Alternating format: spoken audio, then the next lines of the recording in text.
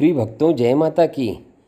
भगवान श्री कृष्ण ने राजा युधिष्ठिर से कहा कि आषाढ़ मास के कृष्ण पक्ष की एकादशी को योगिनी एकादशी कहा जाता है।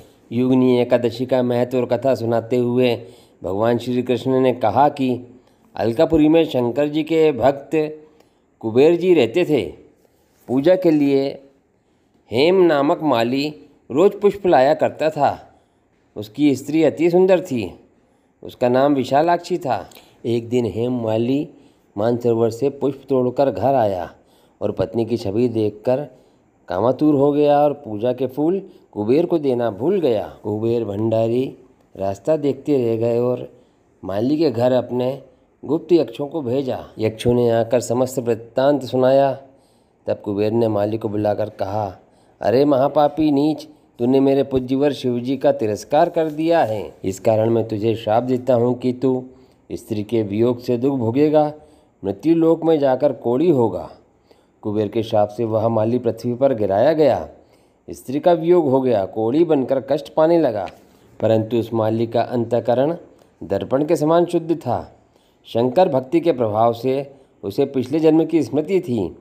प्रायश्चित करने के लिए वह हरिद्वार में आया और गंगा जी का स्नान किया। वहाँ माली देवप्रयाग होता हुआ जमुनोत्री के तट पर पहुंचा, जहाँ चिरंजीवी महामुनि मार्कंडेय का आश्रम था। ऋषिवर के चरणों में गिरकर माली ने अपराध की कथा सुनाकर अपनी मुक्ति का उपाय पूछा। मार्कंडेय ऋषि बोले, तुम आषाढ़ मास के कृष्ण पक्ष की एकादशी का व्रत करो, तुम्हारे सब पाप नष्ट हो जाएंगे। मुनि की शिक्षा से माली ने योगिनी एकादशी का व्रत किया। उसके प्रभाव से अपने दिव्य स्वरूप को प्राप्त हुआ। योगिनी एकादशी के दिन प्रातः स्नान के बाद स्वच्छ वस्त्र धारण कर भगवान विष्णु को साक्षी मानकर व्रत का संकल्प लें। भगवान विष्णु की विधि विधान से पूजा करें। अक्षत, पुष्प, पीले वस्त्र, मिठाई, पंचामृत आदि का भोग लगाएं।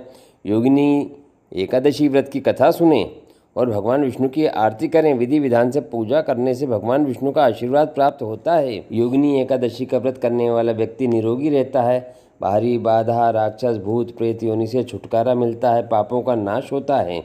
संकटों से मुक्ति मिलती है। सौभाग्य प्राप्त होता है। विवाह में आने वाली सभी बाधा समाप्त हो जाती हैं। धन और समृद्धि आती है। समाज में प्रतिष्ठा प्राप्त होती है। व्रत के प्रभाव से कुष्ठ रोग एवं अनजाने में किए गए पापों से मुक्ति मिलती है।